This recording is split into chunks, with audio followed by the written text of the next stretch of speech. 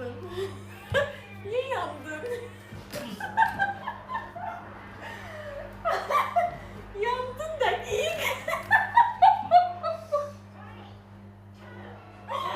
Hayal inanmısan da sen hayal inanmısan.